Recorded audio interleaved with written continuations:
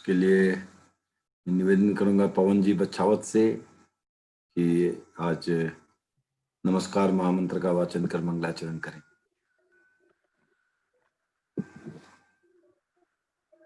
जी धन्यवाद। नमो अर्हंताण नमो सिद्धाण नमो आयर्याण नमो वज्रायाण नमो लोए सभ्य साहूण ऐसो पंच नमोकारो सभ्य पावपणासनो मंगलाणं च सभ्य सिंह पड़मंग हवै मंगलम पड़मंग हवै मंगलम। धन्यवाद। धन्यवाद। तो धन्यवाद। पिछली क्लास से कोई प्रश्न हो तो वो ले सकते हैं, उसके बाद आगे चलेंगे। अभी जो चल रहा है जैन साहित्य, उसको आपको भी साथ साथ अध्ययन करना पड़ेगा, क्योंकि ये सिर्फ स्टोरी नहीं है, तो आपको थोड़ा इसमें एफर्ट डालना पड़ेगा ताकि समझ में आए और उसमें जो भी प्रश्न है वो भी आप पूछ पाए। तो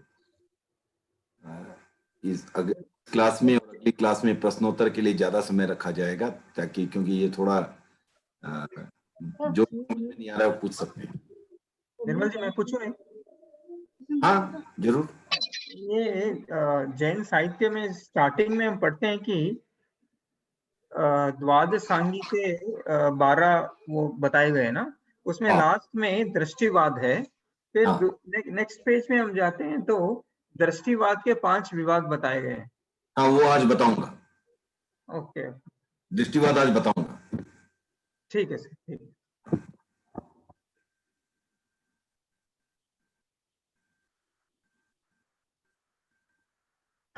किसी को कुछ प्रश्न?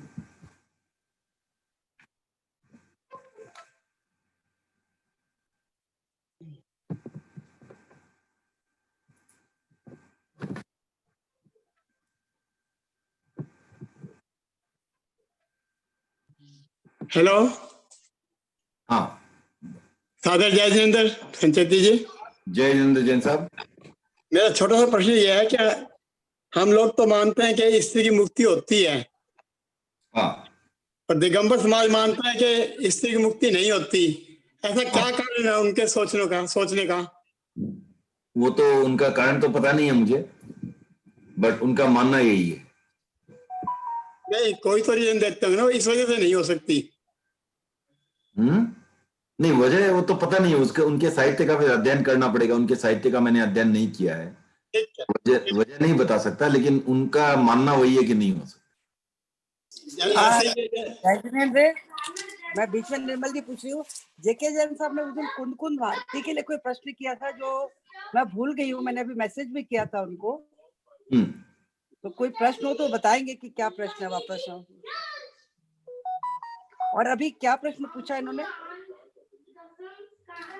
हाँ स्त्री मुक्ति। अभी उन्होंने पूछा कि दिगंबर स्त्री मुक्ति को क्यों नहीं मानते तो नहीं पता है।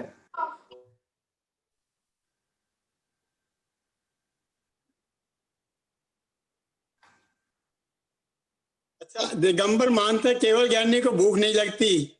हाँ हाँ, ये ऐसा उनका ही मानना, और ये तो हमें तो कुछ पता नहीं उनके बारे में, तो क्यों नहीं लगती या क्या कारण है उनके? नहीं मैंने उनके वही बोल रहा हूँ, उनकी सिर्फ मान्यताएं पता है, उनके कारणों में नहीं गया हूं मैं। ठीक है। हाँ, उनकी मान्यताएं पता है वो, क्योंकि हमारे जो ग्रंथ हैं उसमें भी जो हमारा अंतर है वो खाली अंतर बताते हैं, क्यों नहीं बताते। समझ गया, ठीक है। और किसी को कोई प्रश्न? निर्मल सर, जय जिनेंद्र। जय जिनेंद्र सर, मेरे जैसे आपने दूसरी क्लास में बताया था कि जो तीर्थंकर, आपकी आवाज साफ नहीं आ रही है।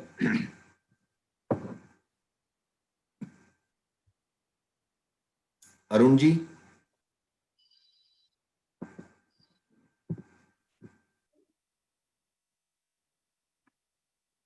अरुण जी आवाज नहीं आ रही, और किसी को प्रश्न तो पूछ लें बाद में जब। तो बात, हाँ अभी, हाँ आ रही, अब आ रही, पूछें।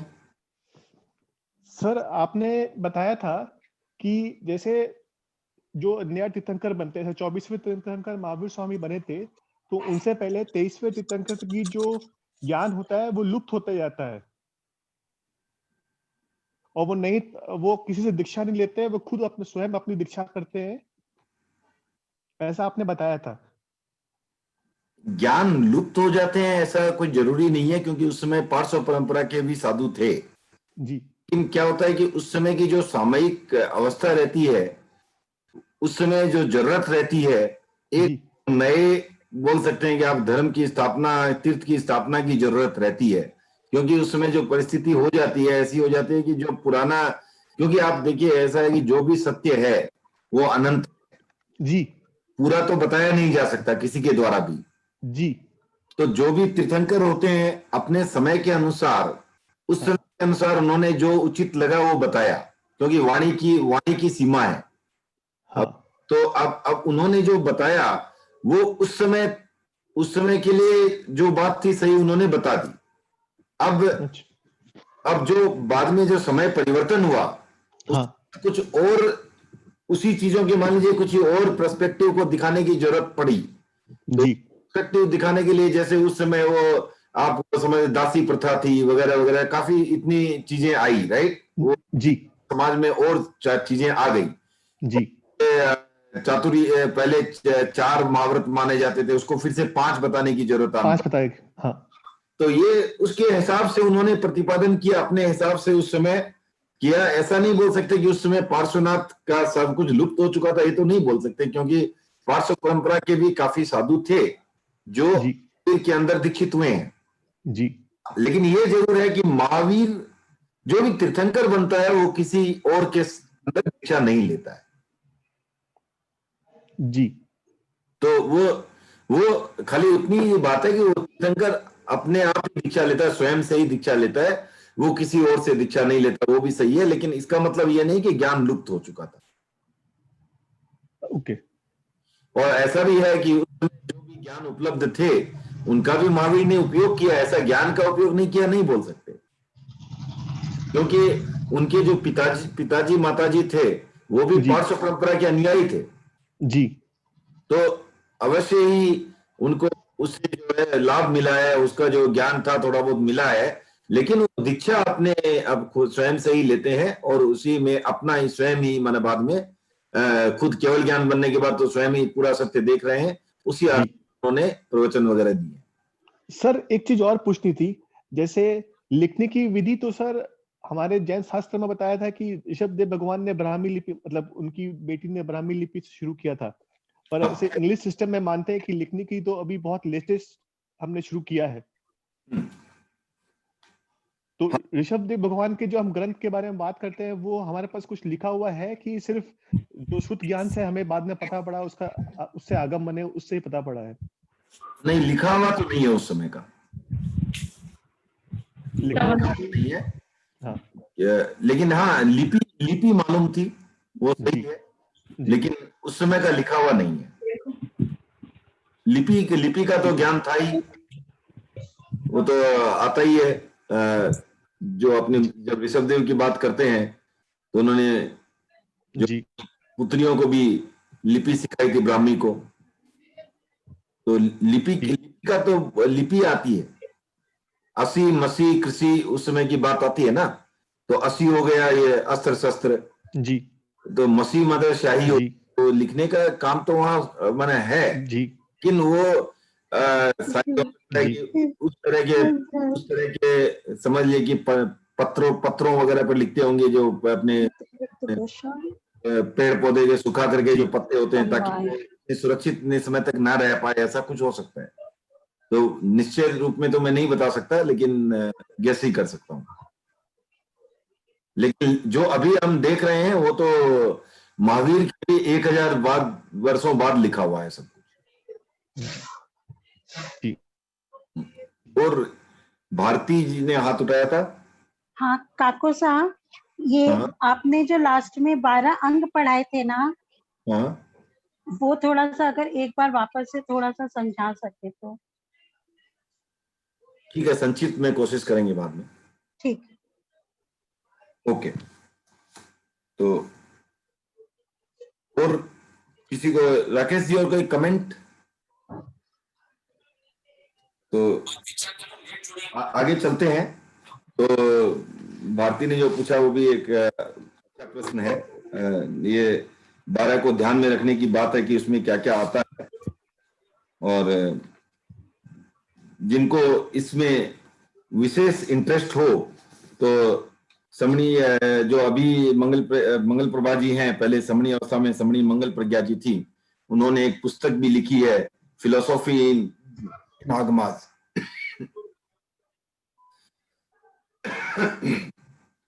और मैं खोज रहा था, मुझे मिली नहीं, संभवतः एक आचार्य तुलसी की भी पुस्तक है, दिया जले आगम का, या कुछ पुस्तक है, तो उनमें इनकी विशेष जानकारी मिल सकती है।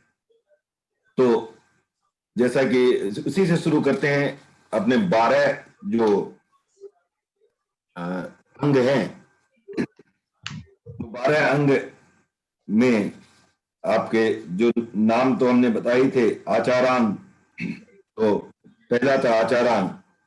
तो आचारांग में क्या आता है, उसमें जो साधुओं के आचार हैं उसके बारे में विशेष जानकारी है।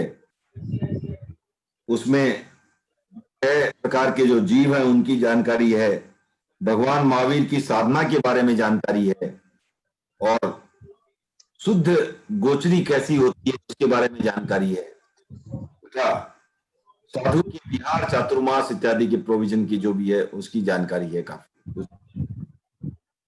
फिर दूसरा है सूत्र कृतांग। सूत्र कृतांग में जो जानकारी आती है वो आपको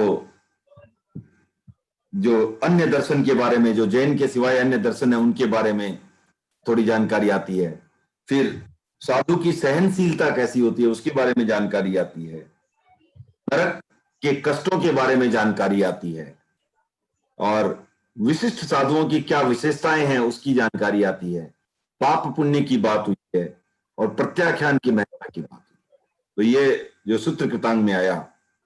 स्थानांग जो था वो संख्या रूप में जैन सिद्धांत है, उसमें 10 अध्याय है। जैसे पहले अध्याय में जो किसके जिसके एक वेद है वो, दूसरे अध्याय में जैसे राशि 2, इस तरह जो 2 वेद वाले हैं वो आ गए। तीसरे अध्याय में 3 वेद वाले, इसी तरह 10 अध्याय तक 10 जिसके 10 वेद है वो आ गए। जैसे अब समवायाम, ये भी भेद और श्रेणी के आधार पर ही है, लेकिन इसमें ऐसा नहीं कि पहले चैप्टर में एक भेद वाले दूसरे, उस हिसाब से नहीं है, लेकिन वो भी भेद और श्रेणी अलग अलग चीजों की है। और इसमें विशेषकर 14 पूर्वधरों, जो 14 पूर्व के ज्ञाता हैं उनका, कुलकर, तीर्थंकर, चक्रवर्ती, इनके भी जो विशेष लाका पुरुष हैं, इन जानकारी इसमें दी गई है। तो ये आपको ये हो गया समवायाम, चौथा। तब भगवती, और ये बहुत विशाल ग्रंथ है, इसमें जो है इस तरह से कह सकते हमारा खजाना है। गौतम महावीर के जो प्रश्न, गौतम ने महावीर स्वामी को प्रश्न पूछे हैं, 36,000 प्रश्नों का, प्रश्न उत्तरों का संकलन है। इसमें जैन सिद्धांत, इतिहास, उस समय की तात्कालिक राजनीति इत्यादि इत्यादि काफी जानकारी आती है। फिर छठा आता है ज्ञाता धर्म कथा। इसमें कथा के रूप में कई जानकारियां दी गई है, जैसे मेघ कुमार की कथा आती है, आप लोगों को शायद काफी लोग परिचित होंगे। संबोधि पर जब प्रवचन हुआ था पिछली बार, संबोधि पर काफी प्रवचन हुए थे आचार्य श्री महाश्रवण जी के, तो उसमें मेघ कुमार की कथा बताई गई। गज सुकुमार, आप लोग सभी परिचित होंगे गज सुकुमार से भी, सहनशीलता की एक पराकाष्ठा थी, तो उनकी। फिर द्रौपदी के पूर्व जन्मों की इत्यादि कहानी यहाँ उसमें आती है। 9 तत्वों की जानकारी इसमें है, ये आपको ज्ञाता धर्म कथा।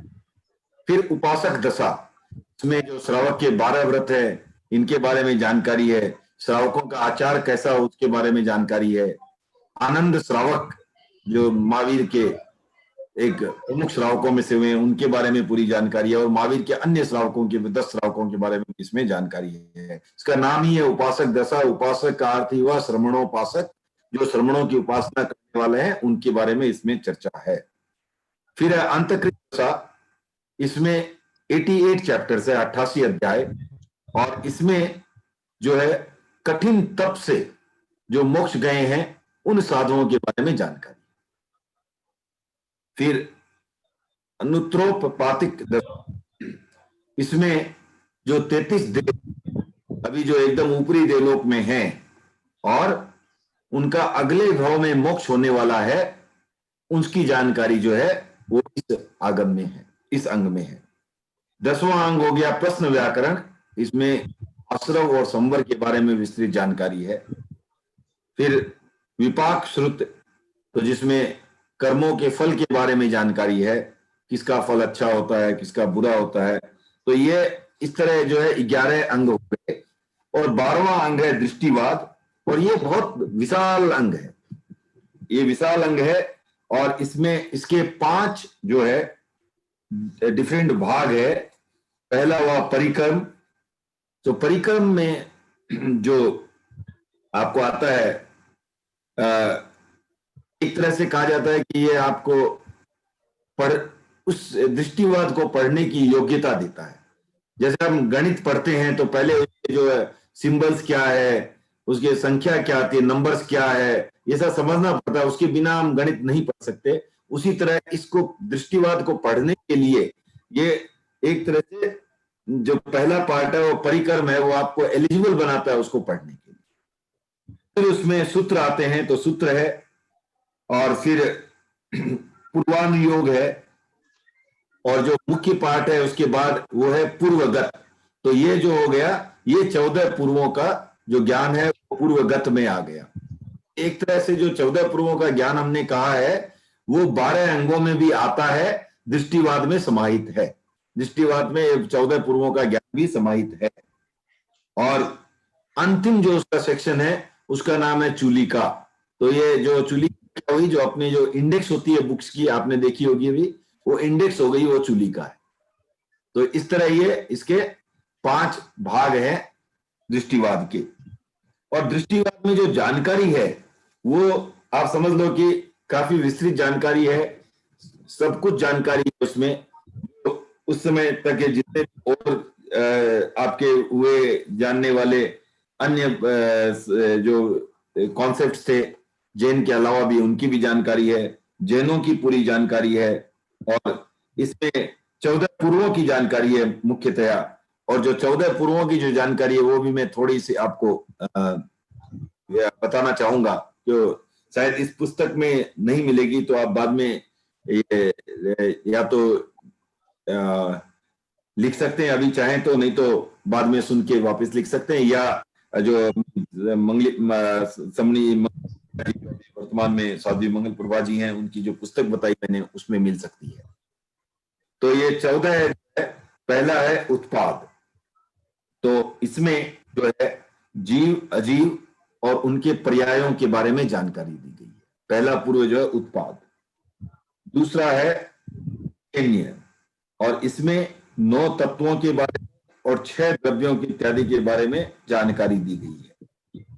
फिर तीसरा जो पूर्व है वो वीर्य, और उसमें जो है आत्मा की एनर्जी और अजीव इत्यादि के बारे में जानकारी दी गई। फिर चौथा जो है वो अस्थि नास्ति। तो अस्थि नास्ति जो है में जो है जो अनेकांत का अच्छा वर्णन आता है, क्योंकि उसको जो अस्थि नास्ति का क्या हो गया, कोई भी चीज में अस्थि नास्ति मतलब मल्टीप्लिसिटी ऑफ व्यूज, अलग अलग व्यूज उसके, कोई भी चीज के अलग अलग देखने का तरीका एक ही चीज को उसमें आता है। तो ये हो गया। फिर 5वां आता है ज्ञान, तो इसमें जो 5 ज्ञान 3 अज्ञान इत्यादि जो हैं उनका वर्णन आता है। फिर 6ठा आता है सत्य, उसमें आपको सत्य और व्रत, मौन, वाणी इत्यादि के बारे में वर्णन आता है इसमें 6ठे में, सत्य में। सातवां है आत्मा, जिसमें आत्मा का जो चित्रण अलग अलग दृष्टिकोण से। और ये जो हमारा एक और जैन का टेक्निकल टर्म है वो है नए। तो नए का अर्थ हुआ किसी चीज को एक दृष्टिकोण से देखना, वो हो गया नए। तो आप जैसे आप कोई बहुत सी चीजों को देख रहे हैं, कभी सिर्फ कलर की दृष्टि से देख रहे हैं तो वो एक नए हो गया, कभी की दृष्टि से देख रहे हैं वो एक और नए हो गया, कभी उसकी उपयोगिता की दृष्टि से देख रहे हैं वो एक और नए हो गया। तो इस तरह नए जो है वो को एक दृष्टि से देखना, ये हो गया नए। तो आप अलग अलग दृष्टिकोण से किसी को नए से देख करके उसका जो समग्र रूप जो आपके लिए उपयोगी है वो आप हो गया नए। तो इसमें नएवाद का भी जो है आत्मा को अलग अलग नए से देखने का इसमें है। आठवां है कर्म। तो इसमें कर्म थ्योरी जो है, कर्म सिद्धांत, कर्म बंध, कर्म का आश्रव, कर्म की प्रकृति इत्यादि इत्यादि, कर्म का जो फल मिलता है उसका, कर्म की निर्जरा, पूर्ण रूप से कर्म का वर्णन इसमें आ जाता है। नौवां जो पूर्व है वो हो गया प्रत्याख्यान, जो आप व्रत लेते हो, प्रत्याय त्याग करते हो, इसके बारे में जानकारी उसमें आ जाती है। फिर 11वां जो है अवंध्या, इसमें प्रमाद और अप्रमाद, यूं कहा जाए कि अप्रमाद और प्रमाद, क्योंकि हमें तो चाहिए तो अप्रमाद तो नहीं चाहिए, तो इसके बारे में जानकारी इसमें आ जाती है। फिर 12वां जो है प्राणायु, तो इसमें जो प्राण शक्ति है उसके बारे में जानकारी है। फिर 13वां जो है क्रिया विशाला, जिसमें जो है अलग अलग क्रियाओं की 64 कला, 84 आर्ट्स इत्यादि की बात जो है उसे पूर्ण रूप से बताई गई है। फिर 14वां और आखिरी जो है वो हो गया आपको लोक बिंदु सार, जिसमें जो अपना लोक है उसके बारे में जानकारी है, जो नरक, स्वर्ग या आप बोल सकते हैं, और अपना जो भी लोक की पूरी जानकारी है, गणित इत्यादि भी इसमें आ जाते हैं। तो ये थी आपको संक्षिप्त में 14 पूर्व में जो आता है उसकी जानकारी। तो ये इसके बाद आपको जो क्रम आता है कि, तो ये माना गया है कि अब 12 में से 11 जो है वो उपलब्ध हैं और 12वां जो है वो अब उपलब्ध नहीं है। अब एक और बात आती है, इसे ये 14 पूर्व जो बोला गया, मैंने बोला 14 पूर्वों का ज्ञान दृष्टिवाद में है, जो लास्ट अपना अंग है उसमें है। तो इसे क्यों अलग से 14 पूर्व कहा गया? ठीक है ना, और बाकी सबको तो हम अंग कह रहे हैं, इसे क्यों हम 14 पूर्व कह रहे हैं? तो ये पूर्व यहां दो, जो कुछ आवाजें आ रही है, कोई सब जिनको नहीं प्रश्न है वो म्यूट कर ले। में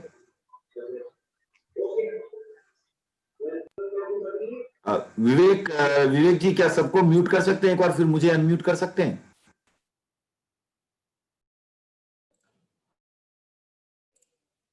Everyone's on mute. या तो इसमें दो विचार आते हैं कि क्यों इसे 14 पूर्व कहा गया है, पूर्व क्यों कहा गया। तो पूर्व का अर्थ क्या समझते हैं? पूर्व का अर्थ जो पहले हो उसे पूर्व कहते हैं, जो पूर्व है वो पहले है। तो जैसे हम कहते हैं ईसा पूर्व मीन्स क्राइस्ट के पहले। तो इसी तरह ये जो 14 पूर्व हैं उसमें जो ऐसा माना जाता है कि भगवान महावीर के पहले ही ज्ञान राशि का ये भाग चला आ रहा था। जो ज्ञान पहले से चला आ रहा था भगवान महावीर के समय तक, वो चला आ रहा था, इस दृष्टि से उसे पूर्व कहा गया। ये एक विचारधारा है। दूसरी विचारधारा है कि ये जो है 14 पूर्व जो ये की रचना जो हुई है, वो द्वादशांगी अर्थात जो 12 अंगों की रचना हुई है उसके पहले हुई है।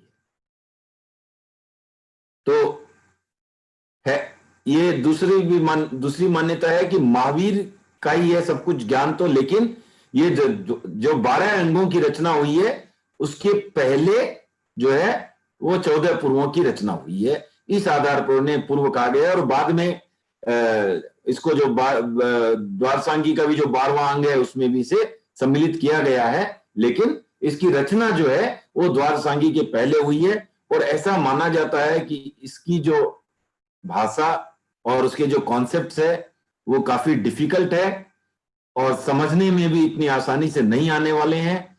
सामान्य जन की समझ से परे की चीज थी, इसलिए जो है 11 अंगों की भी रचना हुई, बाकी के 11 अंग जो है, ताकि सामान्य लोग भी उसको थोड़ा बहुत समझ सकें। इस आधार पर जो है ये उन्हें जो है ये 14 पूर्वों की बात आती है।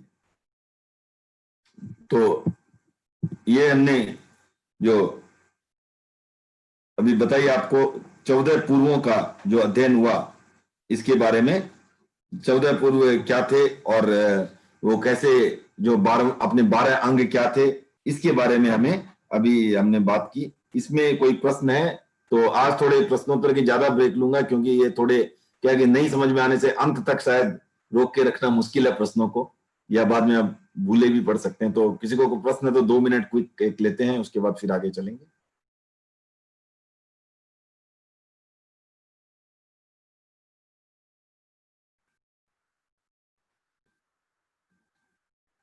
ठीक है, तो लगता है कि हाँ, जय जिनेंद्र अंकल। जय जिनेंद्र। अंकल मैंने बीच में एक मिस कर दिया था। दृष्टिवाद में तीसरा आपने क्या बताया था? दृष्टिवाद का जो तीसरा हमने बताया था वीर्य, जिसमें इनर्जी ऑफ सोल, जो आत्मा की ऊर्जा है, शक्ति है, आत्मशक्ति, उसका वर्णन होता है। वो तो आपने 14 पूर्व में बताया था। हाँ, तो अच्छा तीसरा अंग बोल रहे हो? जी, दृष्टिवाद अंग में तीसरा पार्ट। अच्छा, वो उसका पूर्वानुयोग, पूर्वानुयोग, पूर्व प्लस अनुयोग, पूर्वानुयोग। जी अंकल। और अंकल एक और 14 पूर्वों में मैंने बीच में 2-3 मिस कर दिए थे। एक तो सेकंड वाला, हाँ, वो अग्रगण्य,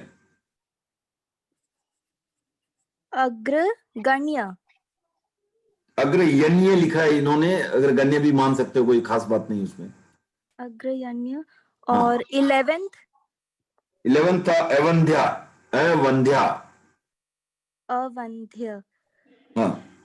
और 12th था प्राणायु।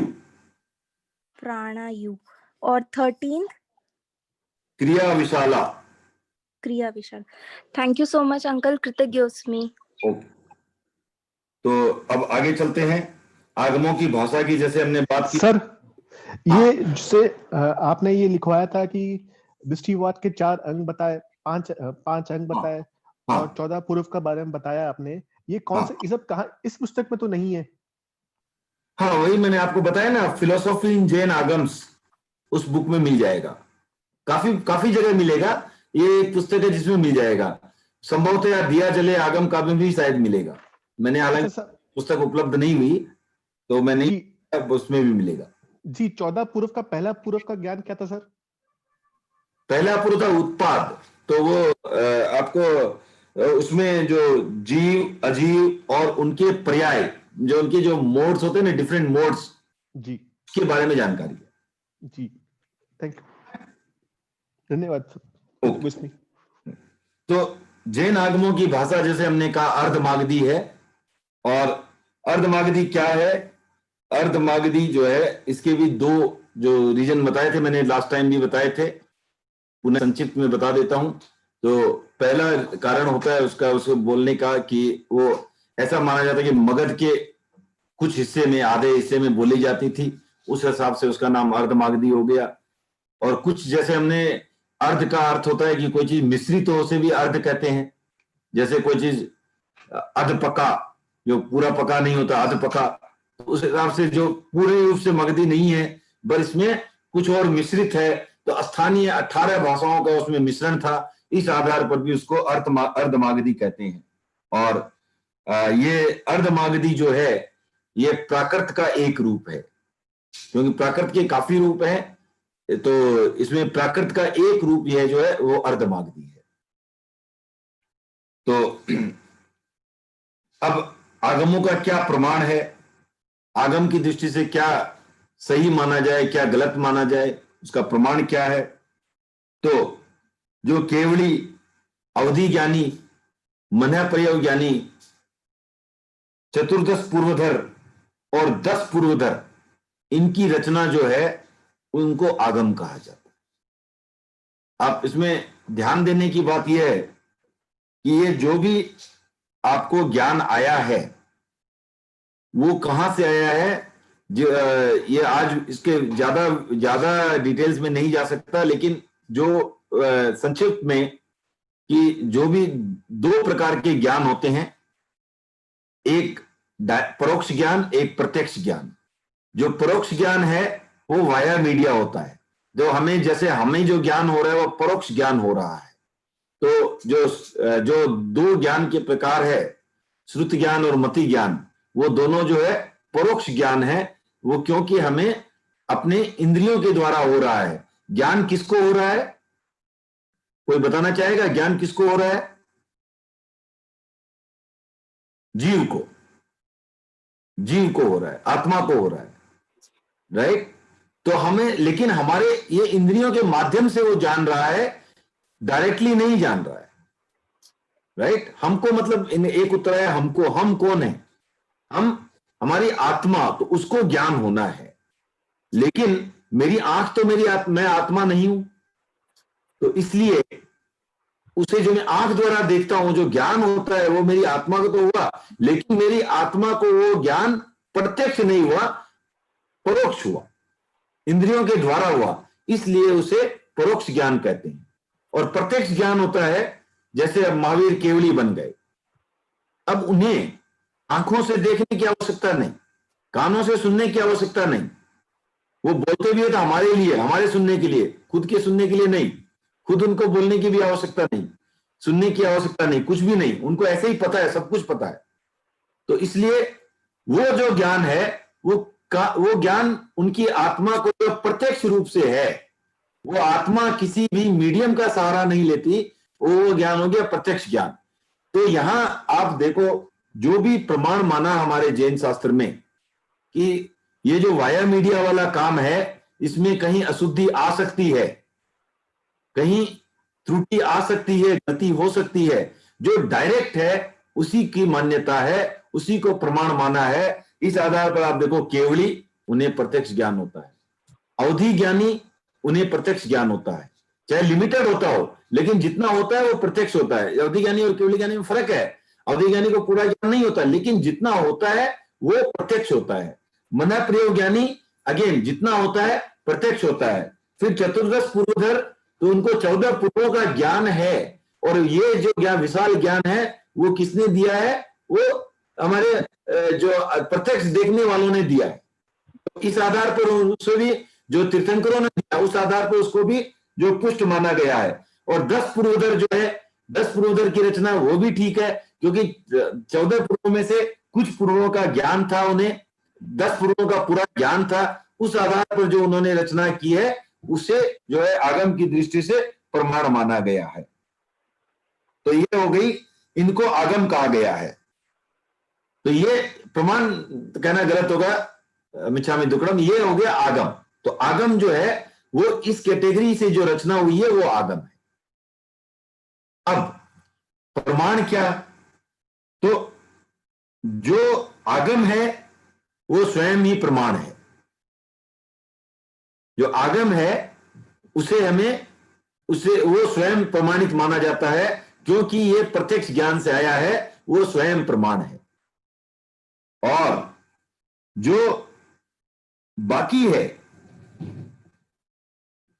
जो द्वादशांगी जो है वो स्वतः प्रमाण है। और बाकी जो और जो बातें आई है, अन्य आगम आए हैं, आगम जो है के अलावा जो आया है वह प्रमाणित कब होगा? अगर वो द्वादशांगी के विरुद्ध में नहीं है, उसके साथ में है तो वो प्रमाण है, और उसके अगर विरुद्ध में है तो वो अमान्य है, वो प्रमाणित नहीं है। तो जो प्रमाणित बात क्या है? जो द्वादशांगी में आई है वही बात प्रमाणित है, जो उसके विरुद्ध है वो अप्रमाणित है, वो गलत है। तो ये इस तरह से हमें आगम प्रमाण का हमारा ये जो है एक अंडरस्टैंडिंग रहती है। इस पर किसी को कोई डाउट है? आगम ऑथेंटिसिटी पर, प्रमाण पर?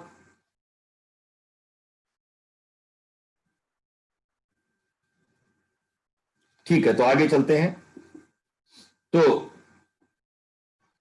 अब आगम को है साहित्य की दृष्टि से दो भागों में बांटा गया है। एक हो गया अंग प्रविष्ट, एक हो गया अनंग प्रविष्ट। तो जो अंग प्रविष्ट है वो भगवान महावीर के गंधर्वों ने जो रचना की, जो साहित्य रचा, वह अंग प्रविष्ट कहलाता है। और जो स्थविर अर्थात जो ज्ञाता थे, श्रुत स्थविर, स्थविर के कई प्रकार होते हैं, वो फिर कभी बताएंगे। श्रुत स्थविर जो है उनमें जो है बहुत ज्ञानी स्थविर हैं, उनके द्वारा जो रचना हुई है वह जो है अनंग प्रविष्ट कहलाता है। तो इस तरह से 12 अंगों के अलावा सारा का सारा आगम साहित्य जो है वो अनंग प्रविष्ट हो गया। जो 12 जो अंग है वो अंग प्रविष्ट, और बाकी जो हो गए अनंग प्रविष्ट। और जो आपको भगवान के जो उपदेश के आधार पर जो आगम का साहित्य रचा गंधर्वों ने, वो अंग प्रविष्ट हो गया। और भगवान के पूरे प्रवचनों के आधार पर बाकी के श्रुत स्थविरों ने जो रचना की वो हो गया अनंग प्रविष्ट। तो द्वादशांगी का जो स्वरूप है वो तीर्थंकरों के समक्ष ही फिक्स हो जाता है, नियत हो जाता है, निर्धारित हो जाता है। और अनंग प्रविष्ट उस समय नियत नहीं होता, क्योंकि ये तो बाद में कभी भी लिखे जाते रहते हैं, कभी भी उसमें व्याख्या उस बात को लेकर के कोई दूसरे ढंग से पेश कर सकता है, इत्यादि इत्यादि। तो अब अनंग प्रविष्ट जो है उसके भी 2 भाग किए गए हैं। जो कुछ एक आगम है जो स्थविरों के द्वारा रचित हैं, उन्होंने ही बनाए हैं, और कुछ जो है उन्हें कहा जाता है निर्युड। तो निर्युड क्या है? जो आपको आगम द्वादशांगी जो बताई मैंने, या जो 14 पूर्व बताए, उनमें से लिए गए हैं, उनमें से छांटे गए हैं, उनमें से जो लिए करके जो रचना की गई है वो निर्युड कहलाती है। तो इसे निर्युड के उदाहरण आते हैं 10वें कालिक, श्रुत स्कंद इत्यादि इत्यादि, दशाश्रुत स्कंद, बृहत कल्प। तो ये हो गया आपको निर्युड। और इसमें भी जो 10वें कालिक है वो, इसकी भी एक इंटरेस्टिंग स्टोरी है। 10वें कालिक की रचना आर्य स्वयंभव ने की थी। आर्य स्वयंभव ने क्यों की थी उसके पीछे भी एक कथा आती है। उनका पुत्र था मनक, और आर्य स्वयंभव को ऐसा पता चल गया कि मनक का आयुष्य जो है वो कम है, उनकी उम्र है छोटी है, तो इतने में वो इतना बड़ा विशाल ज्ञान नहीं कर पाएंगे, इतना सब ग्रंथों को समझने का, उनको देखने का उनके पास वक्त नहीं है। तो इस तरह उन्होंने फिर शेष आगमों से जो आराधना के लिए 10वें कालिक जो है उन्होंने एक संक्षिप्त रूप में बनाया और वो फिर पुत्र मनक ने जो है उसका अध्ययन किया। तो इस तरह ये जो है 10वें कालिक के बारे में बात आती है। और अन्य कई चीजों के जो निर्यूहक, जिन्होंने निर्यूढ़ किया है, जिन्होंने निकाला है आगमों से, सूत्रों को लिया है, उसके जो है वो श्रुत केवली भद्रबाहु स्वामी है। उन्होंने भी काफी रचनाएं ऐसी की है। तो भाषा की दृष्टि से भी जो है इसको 2 भागों में विभक्त किया जाता है। एक है ईसा पूर्व में जो अपना अभी चल रहा है, अभी जो है कोई हमारा क्या चल रहा है, सन 2020, राइट। तो ईसा पूर्व का मतलब हुआ कि जहां शुरू हो रहा है उसके भी 400 वर्ष पहले, तो अब से 2420 वर्ष पहले ये कह सकते, वहां से लेकर के जो सन 100 तक करीब करीब, जैसे अभी सन 2020 है, सन 100 तक अर्थात करीब करीब 1900 वर्ष पहले तक। तो ये 500 वर्ष का जो है ये पहला युग माना जाता है आगम रचना का। और इसमें जो रचना हुई वो अर्धमागधी भाषा में थी। दूसरा युग जो है वो 100 से लेकर के सन 100 से लेकर के सन 500 तक का लगभग का 400 वर्षों का ये अंतराल माना जाता है। और इसमें जो रचित आगम थी उसकी भाषा भी प्राकृत है, बट जैसे मैंने आपको कहा प्राकृत के अलग अलग रूप है। ये जो प्राकृत थी ये महाराष्ट्री प्राकृत इसको बोलते हैं। पहले वाली अर्धमागधी थी, अभी ये महाराष्ट्री प्राकृत है। तो ये आपको जो है आगम की भाषा की दृष्टि से हुई। और हमने पिछली बार बात की थी आगम वाचनाओं के बारे में, किस तरह वाचनाएं हुई। और मुनि देवार्दिगणी क्षमा श्रवण के समय में जो तीसरी वाचना हुई उसमें जो है ये लिखने का कार्य हुआ, आगम लिखने का कार्य हुआ पहली बार। और 11 अंग जो है हमारे हिसाब से श्वेतांबर के हिसाब से उस समय सुरक्षित कर लिए गए। तो भद्रबाहु आगम फिर के जो अपना ये आगम का विच्छेद का क्रम है वो कैसे होता है उसके बारे में थोड़ी जानकारी करते हैं। पहले आप देखें कि यहां पर श्वेतांबर और दिगंबर दोनों में ही जम्बू स्वामी के समय तक जो है वो केवल ज्ञान को माना है।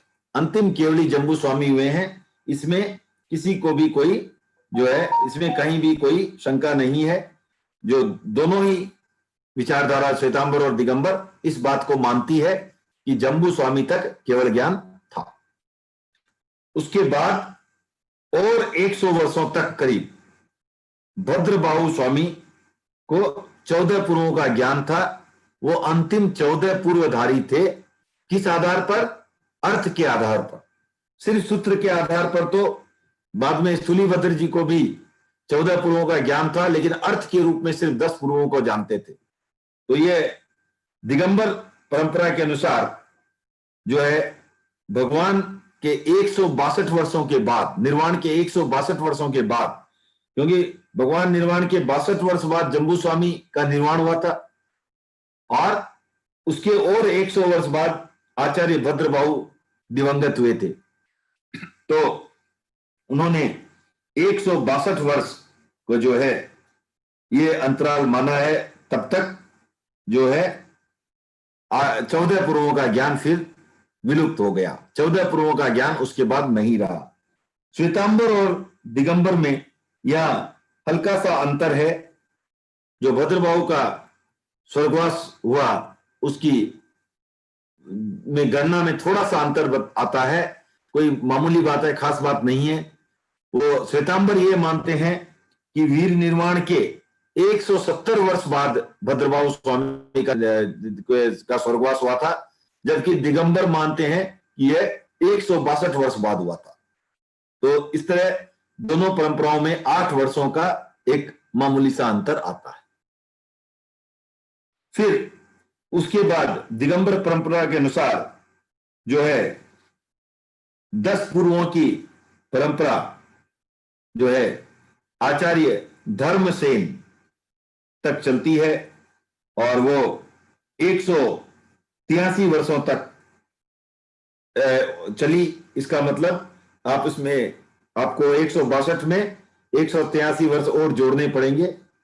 उसके बाद आचार्य ध्रुव सेन तक 11 अंग आगमों का जो है और 220 वर्षों तक ज्ञान रहता है, और आचार्य लोहार्य तक एक अंग आगम का ज्ञान रहता है 100 और 118 वर्षों तक। इस तरह कुल 683 वर्षों तक वीर निर्माण के बाद तक जो उसके बाद एक भी अंग का ज्ञान उपलब्ध नहीं है। यह दिगंबरों की मान्यता है। जो भी है उसके बाद जो द्वादशांगी थी वो पूर्ण रूप से उसका लोप हो गया, पूर्ण रूप से उसका जो ज्ञान है वो उपलब्ध नहीं रहा, ये माना गया है। ठीक है, तो ये इस तरह से जो है आपको 683 वर्षों के बाद आगम साहित्य वीर दिगंबर मान्यता के अनुसार पूर्ण रूप से लुप्त हो गया। तो आप देखेंगे कि श्वेतांबर और दिगंबर दोनों ट्रेडिशन में ही, दोनों परंपराओं में आचार्य भद्रबाहु तक जो है वो एक माना गया है। 8 वर्षों का मामूली सा अंतर है मान्यता में, लेकिन जो है उसको लगभग समान ही बोल सकते हैं। उसके बाद जो है जो हमारे में माना गया कि 14 पूर्वों का जो सूत्र के अर्थों में ज्ञान है वो आचार्य स्थूलभद्र तक था, और वो वीर निर्माण के 216 वर्षों तक रहा। और फिर श्वेतांबर के अनुसार 10 पूर्वों की परंपरा आचार्य आर्यवज्र तक चली, और उनका निर्माण जो है वीर निर्माण के 571 वर्षों के बाद हुआ, और उसके बाद 10वां पूर्व जो है वो समाप्त हो गया। 9वां पूर्व जो है वो दुर्बलिका पुष्यमित्र इन तक चला, और वो वीर निर्माण 604 वर्ष तक था। और जो हमारे में ऐसा माना गया है कि एक पूर्व का ज्ञान आचार्य देवार्धिगणी क्षमा श्रवण तक भी उपलब्ध था, जबकि उन्होंने उसके आधार पर जो द्वादशांगी के 11 अंग हैं उनकी रचना करवाई, उसको लिपिबद्ध करवाया।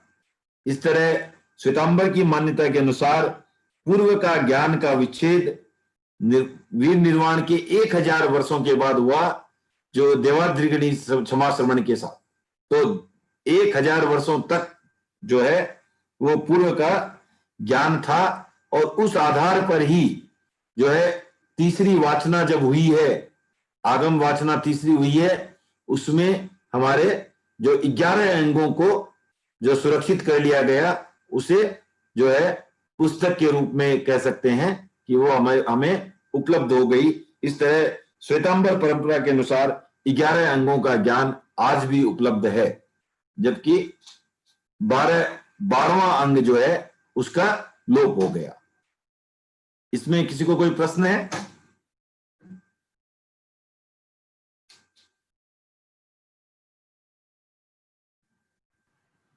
सर, ये जब 1000 ईस्वी में जब ये सारे अंगों का ज्ञान लुप्त हो गया था, तो ये तीसरी वाचना में हमारे पास में 11 अंगों को ज्ञान कैसे आया?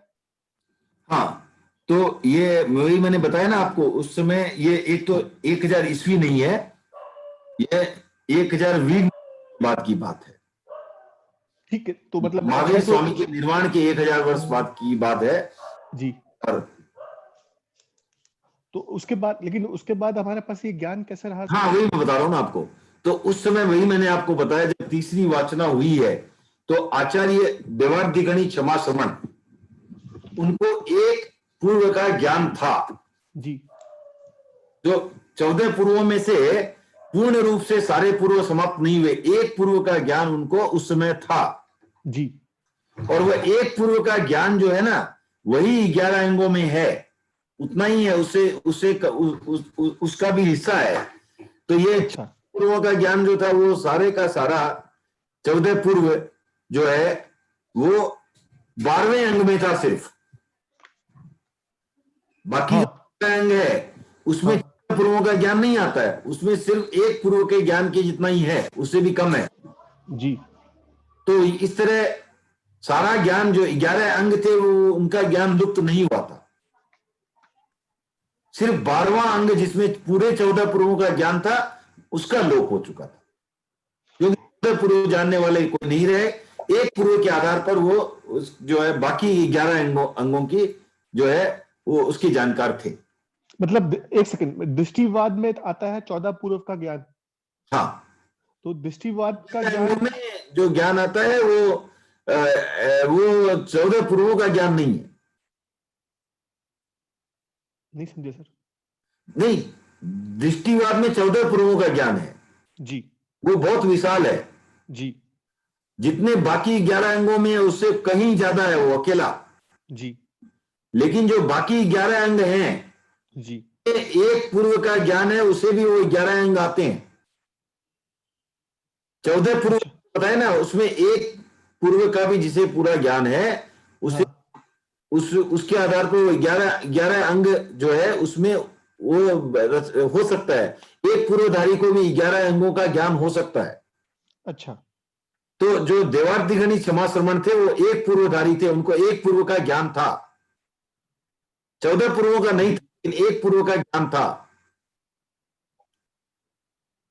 और 11 अंगों का ज्ञान था। 11 अंगों का ज्ञान हो सकता है एक पूर्वधारी को भी। ओके। 11 अंगों का ज्ञान था उन्हें। तो उसके आधार पर वही मैं बोल रहा हूं आपको कि 11 अंग का ज्ञान होना और 12 अंगों का ज्ञान होना, ये जो है वो अप्रोक्सीमेटली इक्वल सिचुएशन नहीं है, वो बहुत ज्यादा अंतर है दोनों में। क्योंकि 12वां जो अंग है वो बहुत ज्यादा विशाल है। जी। और जो जितने 11 अंगों में ज्ञान है वो सारा का सारा भी उसमें समाहित है, और भी बहुत ज्यादा है उसमें। ठीक है ना? ठीक है।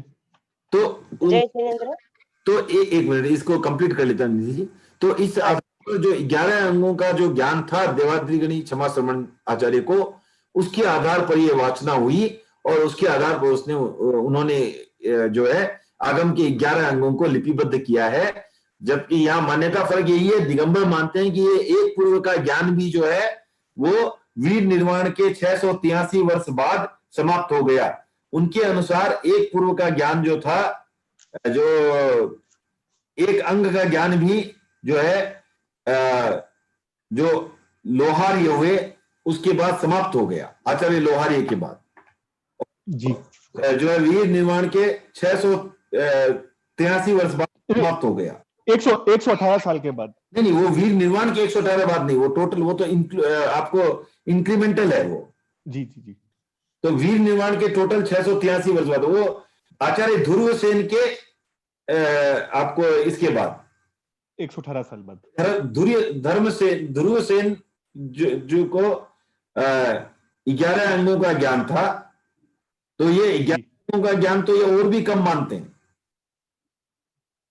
11 अंगों का ज्ञान जो है 683 में से भी 118 घटा लो आप जी। ठीक है ना? तो करीब हो गया आपको 565 ईयर्स वीर निर्माण के, उतने तक ही मानते हैं। उसके बाद मानते हैं कि सिर्फ एक अंक का था, जबकि श्वेतांबर परंपरा में हमारे पास देवार्धिगणी क्षमा श्रमण के पास एक पूर्व का ज्ञान था, एक अंक का नहीं।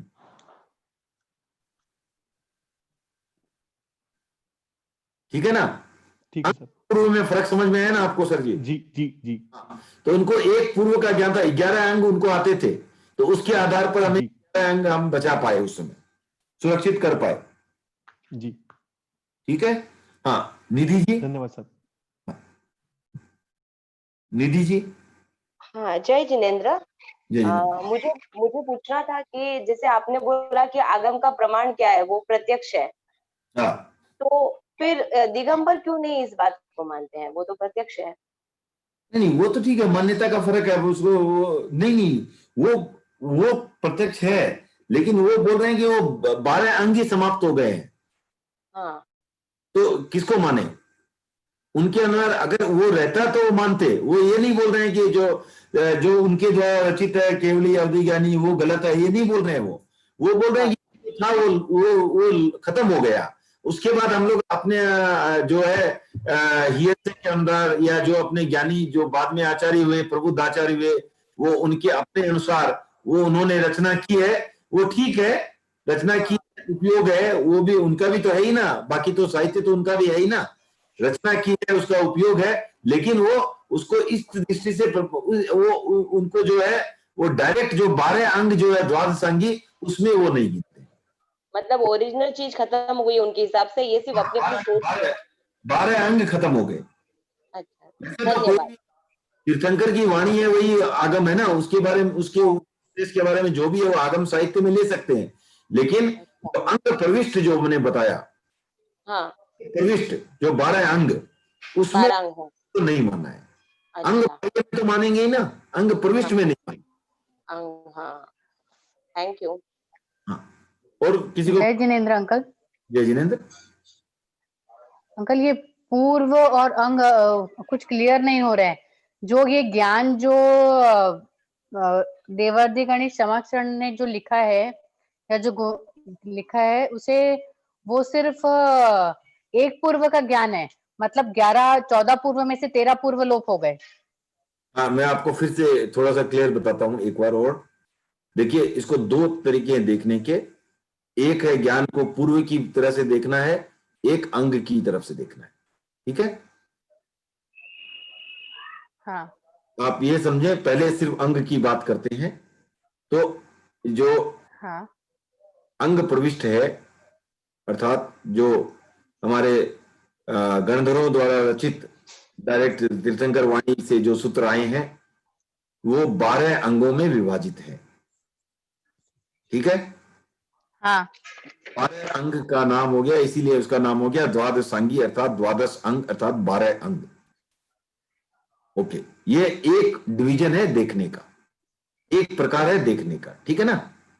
हाँ, और इस प्रकार से आचार्य देवार्षि गणेश क्षमा श्रवण को 11 अंगों का ज्ञान था। ओके? हाँ। और उस आधार पर उन्होंने 11 अंगों की रचना करवा दी। लेकिन अंकल एक मिनट, उनको तो एक पूर्व का ही ज्ञान था। नहीं नहीं, तो वही मैं बता रहा हूं, तो आप पहले अंग की दृष्टि से देख लो। अच्छा, ठीक है अंकल। ठीक है ना? हाँ, ओके।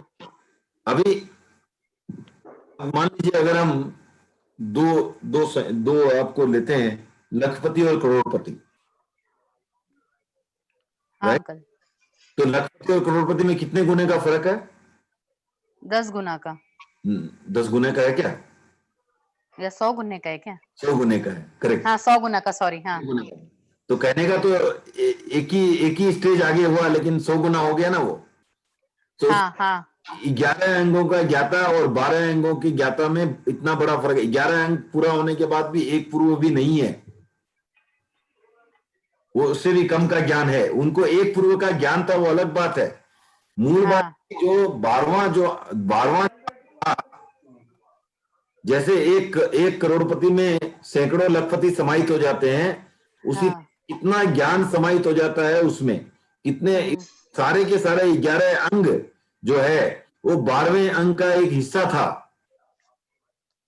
तो अच्छा, 14 पूर्व भी उसी 12वें अंग के हिस्से थे। ठीक है? अच्छा, 14 पूर्वों का ज्ञान है, वो तीर्थंकरों का जो पूरा उन्होंने जो भी श्रुत जो उन्होंने भी ज्ञान फरमाया, वो सारा का हाँ, हो गया वो। अच्छा, तो वो बहुत ज्यादा विशाल है। वो 12वां अंग। हाँ, 12वां अंग या 14 पूर्वों का ज्ञान बहुत ज्यादा विशाल है। हाँ, अंग उससे जो है काफी कम हो गए। अच्छा। अंगों का ज्ञान उन्हें था और 11 अंगों की रचना उन्होंने करवा दी। जया जी हाँ। बताना चाहेंगे?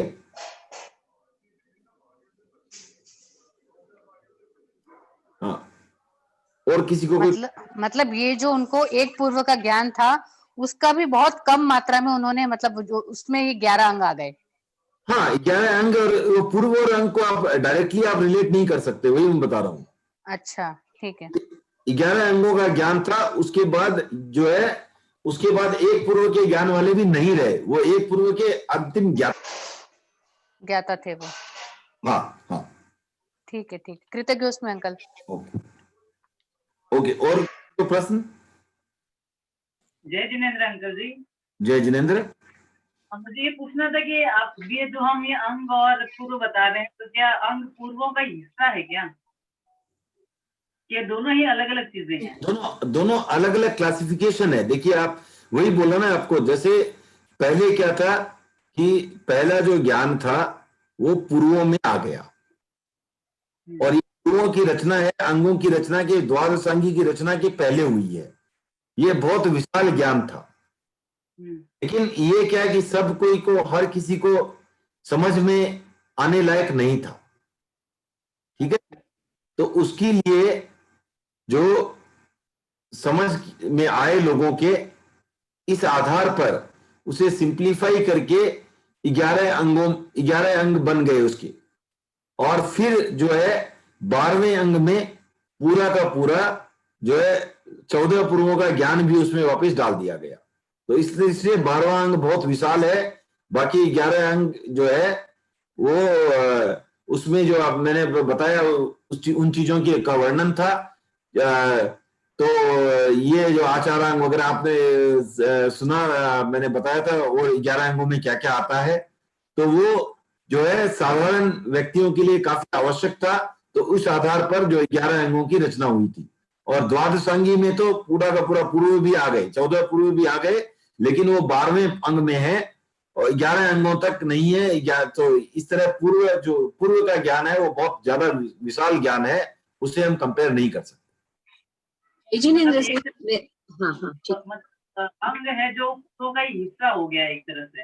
हाँ, मतलब इस तरह से माना जा सकता है कि भाई अंग जो है वो पूर्व का ही हिस्सा है। उसमें ऐसा मानने की बजाय ऐसा माने आप कि जो भी अंग में बातें हैं वो पूर्वों में आ गई है, तो ठीक है। जय जिनेन्द्र सर, मेरा क्वेश्चन है, जो आगमों का प्रामाण्य और अप्रामाण्य वाला जो आप बताए थे, उसमें लिखा एक जगह आगम में प्रमुख स्थान द्वादशांगी का या गणिपीठक का है, तो गणिपीठक का दूसरा अर्थ आगम ही होता है या क्या होता है? द्वादशांगी का ही दूसरा अर्थ गणिपीठक है।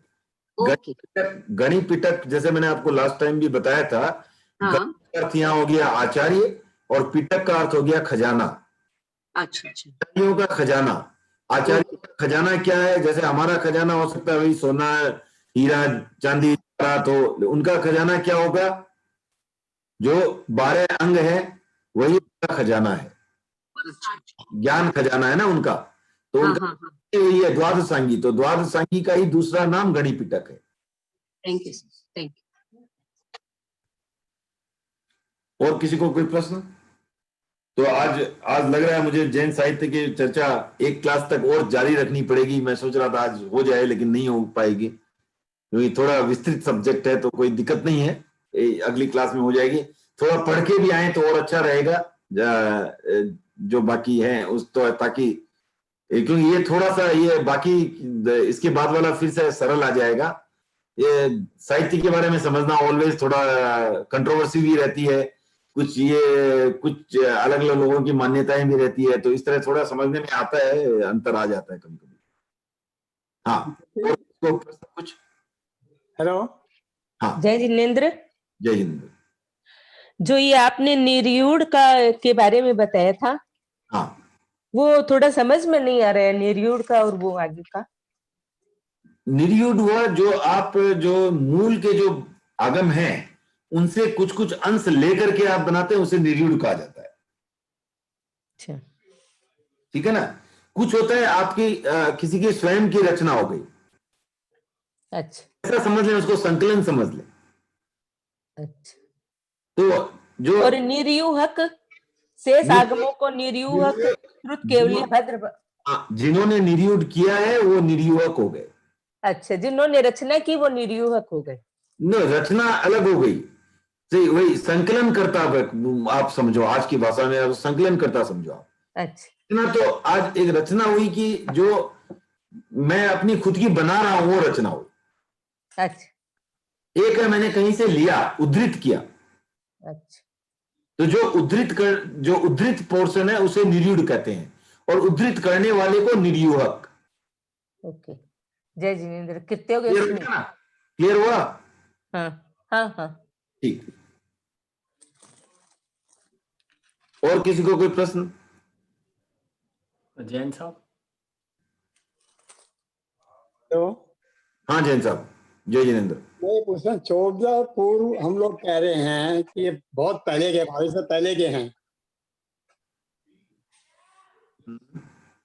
नहीं, ये नहीं कह रहे हैं कि महावीर के पहले से, इसलिए बताया कि दो मान्यताएं हैं। एक मान्यता है कि महावीर के समय भी जो ज्ञान था उसके पूर्व, उनके केवल ज्ञान के पूर्व का जो ज्ञान था, जो उस समय था पूर्व का ज्ञान, वो है, इस आधार पर से 14 पूर्व कहा गया।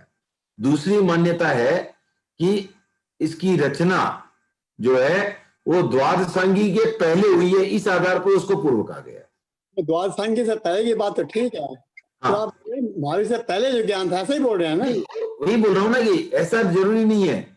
इसकी दो मान्यताएं, द्वादशांगी की रचना कब हुई है? वो तो महावीर के बाद हुई है। पहली मान्यता किसकी है ये?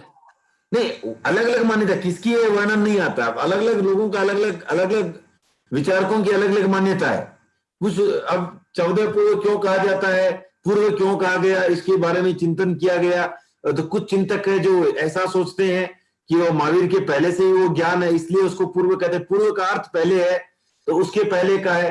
कुछ बोलते हैं नहीं, ये महावीर के संदर्भ में नहीं, ये बात द्वादशांगी के संदर्भ में है, द्वादशांगी के पहले उसकी रचना हुई है, इसलिए उसे पूर्व कहते हैं। नहीं, मान लें अगर हम मानते हैं कि महावीर से पहले क्या थे, जो तीर्थंकर पहले थे उनकी वाणी है ये। वाणी नहीं, ज्ञान है। वाणी महावीर की है, ज्ञान उस समय का एग्जिस्टिंग ज्ञान है। उस कुछ चिंतकों का ये मानना है, और कुछ चिंतकों का मानना है कि सारा कुछ है महावीर का ही, लेकिन इनकी रचना, इसकी रचना जो है वो द्वादशांगी के पहले हुई है। ठीक है। की रचना भी तो सुधर्मा ने की है।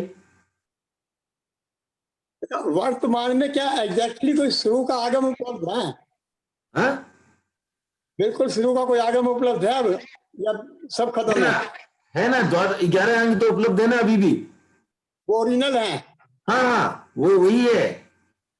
उसके बाद जो अगली क्लास में आज वही लेने का विचार था, लेकिन थोड़ा लंबा चैप्टर है समझने की दृष्टि से। अच्छा, जो आप बार-बार ये कहते हैं ना, अच्छा है, क्लियर होता जा रहा है इससे। उसके और क्या क्या जो है आगे के, क्या वर्णन उपलब्ध है, क्या व्याख्या उपलब्ध है, वो भी बताएंगे। जैसे अपनी भगवती है, जयाचार्य ने की भगवती जोड़, वो भी भगवती जो आगम है, ओरिजिनल आगम भगवती है, वो भी उपलब्ध रहेगा। और उसकी आधार पर उन्होंने, या उसका नाम भगवती भी है, व्याख्या प्रज्ञप्ति भी है, तो व्याख्या प्रज्ञप्ति या भगवती वो भी उपलब्ध है।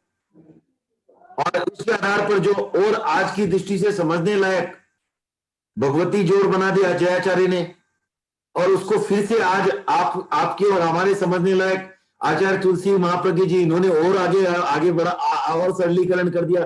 तो इस तरह युग के अनुसार जो आज की भाषा रहती है, उस आधार पर इसका जो वर्णन होते रहता है अलग से अलग, तो उसका अलग अलग नाम है। उसको हम ओरिजिनल आगम नहीं कहते हैं, उसके जो नाम है, जो वो भी हम बताएंगे आपको। भाष्य, टीका, निरुक्ति, अलग अलग वर्णन आता है इसका, क्या किसका क्या अर्थ है, उसके भी हम नेक्स्ट क्लास में बात करने का भाव रखते हैं।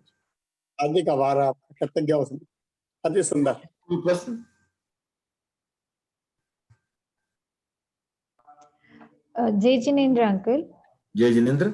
ये अंग प्रविष्ट और अनंग प्रविष्ट कोई शॉर्ट में मतलब एक्चुअली डिफरेंस क्या है? तो दोनों आगम के किस बेस पे उन्होंने डिवीजन किया है वो प्रणीता की दृष्टि से, वो मुझे थोड़ा समझ में नहीं आया। हाँ, तो देखिए जो है द्वादशांगी का जो रचना वो ये गणधरों के द्वारा महावीर की वाणी का सूत्रों में जो पिरोया, सूत्र बनाए गणधरों ने, हाँ। वो हो गया आपको अंग प्रविष्ट। ओके।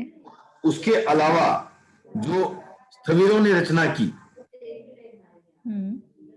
ओके, वो हो गया अनंग प्रविष्ट। पर दोनों आते आगम में ही है। हाँ, वो तो आते आगम में ही है तीर्थंकरों की वाणी। अच्छा, मतलब किसी ने ऐसे किया है, किसी ने वैसे किया है, मतलब वे ऑफ किसी ने वो बात नहीं है, लेकिन जो प्रमाणिक माना गया है वो है द्वादशांगी। ओके। अगर कहीं भी कोई विरोधाभास दिखता है तो रेफरेंस क्या है? द्वादशांगी। ओके। अब जैसे मान लीजिए आप इनकम टैक्स एक्ट बनता है, हाँ, तो उस पर व्याख्या कई लोग करते हैं, उसके अलग अलग दृष्टि से समझाते हैं। इनकम टैक्स एक्ट की 400 पुस्तकें बन सकती है। हाँ, हाँ। लेकिन अगर कहीं डाउट हुआ तो कहाँ जाएंगे? द मेन इनकम जो मैं तो सुशील जी जो है वो इससे संबंध रखते हैं, वो बता सकते हैं। सीबीडीटी या कोई से एक आएगी रेफरेंस, करेक्ट है सर जी? हाँ सर जी। तो central board of direct taxes, उनसे आएगी रेफरेंस। अब जहां भी आपको दिखेगा कि ये क्या है, सारा आया वहीं से है। वहीं से है, हाँ सर। सारा वित्त मंत्री के कथन से ही आया है। हाँ सर। लेकिन इसमें क्या है, अगर कहीं भी डाउट हुआ तो आप उसको रेफर करना पड़ेगा, या किसी ने कोई पुस्तक निकाली है उसमें वो जो है वो प्रमाण नहीं मान सकते, प्रमाण वही माना जाएगा।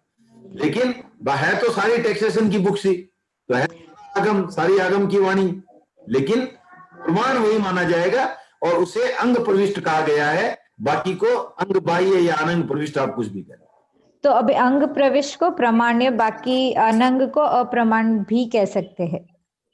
अप्रमाण क्यों कहेंगे? अप्रमाण तो जब कोई बात वही हो ना, जो बात अगर द्वादशांगी के विरुद्ध में है तभी कहेंगे। Okay sir. नहीं तो क्यों उसको अप्रमाण कहेंगे? अब जैसे क्या बाकी लोगों ने भी काफी उस पर अध्ययन किया है।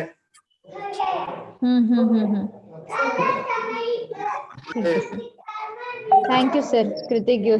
आज का समय ही हुआ, तो ये बहुत विशाल चैप्टर है। आप माने पृष्ठों की संख्या के अनुसार विशाल नहीं है, लेकिन थोड़ा क्या वर्ड्स बहुत इसमें अलग अलग आते हैं। तो विवेक जी अनम्यूट करें अपने आप को। Yes sir. तो विवेक जी अच्छा संचालन कर रहे हैं इसका, तो आज जो है मेरे साथ संजय जी भी कर रहे हैं। संजय जी भी कर रहे हैं, तो आप संजय जी को अगली बार मौका दे दिया जाएगा। इस बार आप मंगल पाठ सुना दें विवेक जी। Right sir. और लोगों को अपना चेहरा भी दिखा दें, कैसे दिखते हैं, लोगों के मन में जिज्ञासा है। हाँ, ये वही बात। ओम ह्रीं नमो अरिहंताणं, ओम ह्रीं नमो सिद्धाणं, ओम ह्रीं नमो आयर्याणं, ओम ह्रीं नमो वैज्यायाणं, ओम ह्रीं नमो लोवे सव्यसाहूणं, ऐसो पंच नमोकारो सव्यपावपणासनो, मंगलाणं च सव्येसिं परमं हवै मंगलम, परमं हवै मंगलम। ओमरम। ओमरम। कृतज्ञोस्मि, हम सब आपके आभारी हैं। कृतज्ञोस्मि, हम सब आपके आभारी हैं।